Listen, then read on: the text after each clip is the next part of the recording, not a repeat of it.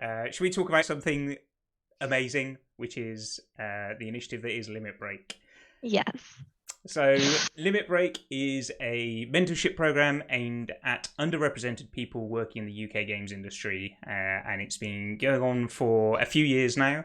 And I have been a mentor, helping people getting into the game industry, progressing their careers, and Taya has been a mentee who has been through that process. And the this year's kind of round is just finishing up this week, and there's been a nice sort of closing ceremony and wrap up. And yeah, we thought it'd be a good opportunity to reflect on the process and all the good that it does, find out a little bit more, and just have a chat from a mentor perspective and a mentee perspective. And yeah, basically just sing the praises of this excellent initiative. So, Tyre, starting at the beginning, how did you first hear about Limit Break? So I actually heard of it almost immediately after joining the games industry because a lot of the people at my then job were part of it, either as mentors or mentees. And I just kind of fell into the crowd where it was just something that everyone was talking about, everyone was raving about. And I had just missed kind of the entry window for that year, but I knew that as soon as it came around to the next phase, I had to try and make my way in there because I've heard such amazing things. Excellent. Well, yeah, we're very glad you did. And what was that? What's that experience as a mentee been like? Can you tell us a little bit about that? It's been amazing, honestly. I kind of had a vague idea of what it would involve after having talked to different people, but the support that I've got from my mentor, who's called James. Hi, James, if you're watching. I told him I was gonna big him up on the stream. Well done, James. It's been invaluable, honestly. Just having someone in the industry who has been through it, who knows kind of the traps and the fallings, but also the exciting things that are going on and how to kind of overcome those challenges has been just really great. And I probably wouldn't be here today if it wasn't for James because he helped me so much with getting into the Edge Play team. So as well as that, just the sharing of knowledge and just having a supportive ear to talk to about the industry as a whole is just really amazing. Obviously, I was already in the industry when I started Limit Break, but just having someone be able to kind of show me where to go for different places, introduce me to people, kind of talk through um, some of the questions that I had and kind of bounce ideas off of has been honestly, I wouldn't be the same, I guess, marketer or professional or person without it. So I'm a big fan. Excellent. And I didn't prep you. I was going to ask you this, but really interested. I've only done this. Obviously, I'm not an underrepresented person in games, so I don't get to be on the mentee side of things. From in your what was the matching process like from your perspective? Kind of how did that feel? What were you looking for? And kind of yeah, what was the process like? I think the process was really good, actually. I think for the first time this year, Limit Break was using like a platform to do some of the matching for them. So when I joined the platform, whose name escapes me, Push far. Pushfar, that's the one. I joined Pushfar, kind of, there was a really good system of putting in your details, giving people a bit of an idea of what you were looking for as a mentee, what your skills are, what you wanted to kind of work on. And then using that and I guess, you're part of the sector. So for me, it was marketing to find someone who had the skills that you wanted to emulate, basically. So I had a look at a bunch of different people and kind of compared them.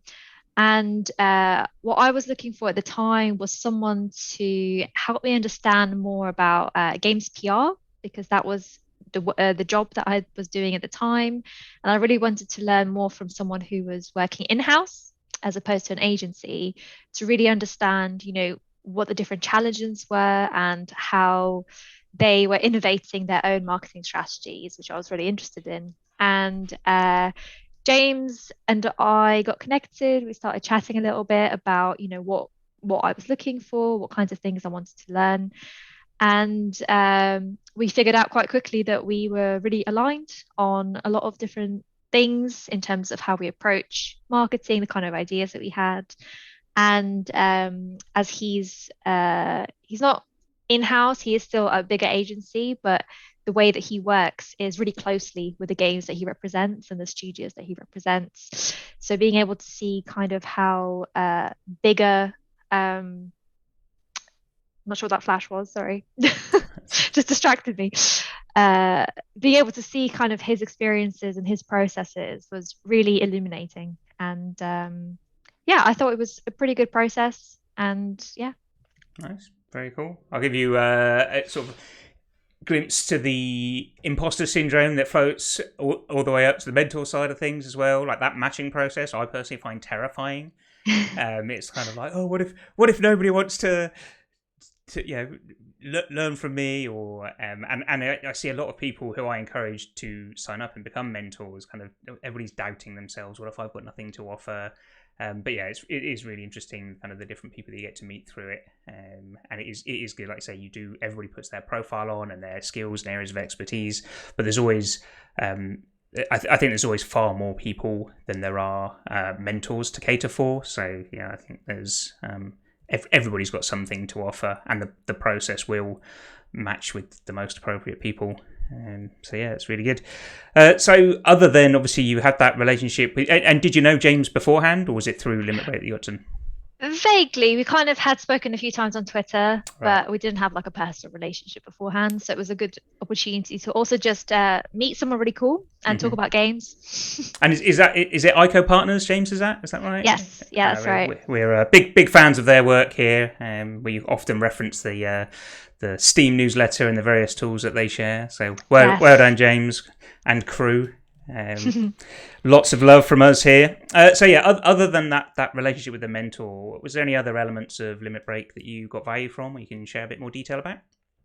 For sure. I think two things I guess stand out to me specifically. One of those being the community of limit breakers.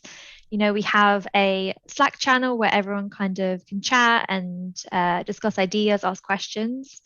And I think it was a really great place to meet other people, network, to kind of find out more about what other people were doing, because obviously everyone comes from different sectors in the industry and everyone has something different to offer. And even if you're not working directly with a mentor, you can still learn from them. You can still kind of discuss ideas with them, which is really great.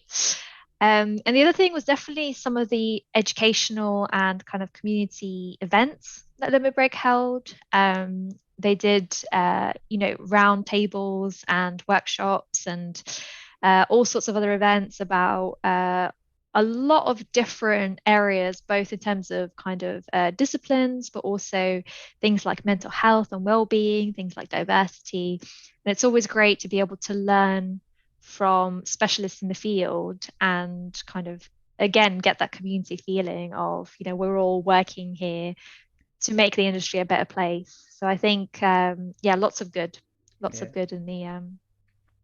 I think the roundtables were really good, and as you say, it's not just you do get those niche sectors covered that don't often get a lot of kind of airtime. It's all there's obviously games is, and rightly so, heavily around kind of art and programming and maybe production, but there's roundtables and things like operations and HR, and like you say, kind of like diversity and all sorts of great things. It's just that you don't get a lot of chances to share a space with people dealing with those kind of challenges and ideas to share and things like that. So I think they've been really great. You've obviously been through a whole season for it now. Any advice that you could offer to anybody who's maybe thinking about applying, either specifically Limit Break or just anybody who kind of wants to get themselves a mentor, and how they might be able to get the most out of the process? Yeah, so I think what really helped me, and part of this was the advice that kind of Limit Break gave me as well, and I think they gave all kind of participants, is having a bit of an idea of what you want the outcome to be. Because I think what sometimes you can fall into is with any kind of mentorship situation is if you don't know what the two of you are working towards or what the two of you are trying to kind of achieve, it can be a really positive relationship and it can be a really helpful relationship, but it's not mentorship per se. Mentorship is really there to help you learn something new or achieve something or get you to a different place kind of in your career. So kind of understanding exactly what you're trying to get out of it is a really good starting point, because then that will also help you find the right person for you. So for me, my main goal was to learn more about PR, but also I really wanted to learn more about the wider industry and get introduced to more people, people like journalists, because that could help me in my job.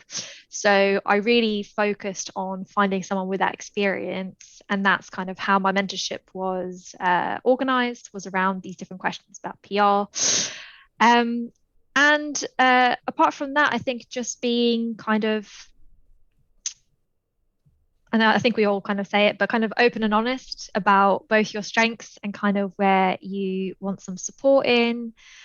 And I think what really helped me and James is that over the period of time, we became friends as well as kind of mentor and mentee.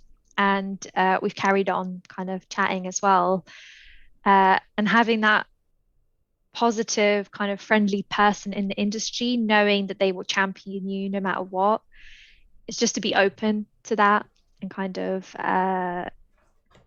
take a chance, take a risk. Like you say before, there is a sense of being a little bit scared. Like I had a little bit where I was like, oh gosh, what if I don't find someone? What if no one wants to adopt me? But kind of trust in the process. And as long as you're clear on what you're trying to do, I'm sure you will find someone out there. I know some people who didn't quite get in time for Limit Break, but that didn't stop them from finding mentors outside of the program. And that's the thing, you can go out there and kind of arrange your own mentorship if you want. Yeah, I think just do it. That would be my main advice. I think that's great advice. And both, sort of through an organised program like Limit Break, or even just people generally like to help each other. Somebody comes and asks you for your opinion. People love to have an opinion. People love to feel like knowledgeable. Like you say, kind of be open, drop your guard, and ask for help. People more often than not will be willing to give it. I think that's really really good advice. And if you do get into a more organised program like Limit Break, that really can help. And I'd add on the kind of the mentor side of things, they also did a great job of sort of giving me some guidance as well. Like I went in thinking, well, I've probably got something of value to add to people, but Limit Break gave me just some indications of the ways I could help, like sharing my network, or just telling the stories I've been through and making introductions and all these kinds of things. And they've turned out to be really, really powerful kind of tools that didn't rely on me being an expert or anything, just sharing the privilege I've got to help offer people their next steps. I would agree. Just people go out and do it. Both mentees and mentors get involved, help each other out for sure.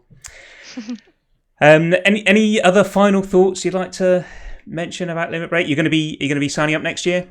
For sure. I haven't been in the industry quite long enough to be a mentor yet, but I definitely want to explore some further opportunities now that kind of my career path has shifted a little bit in the last week.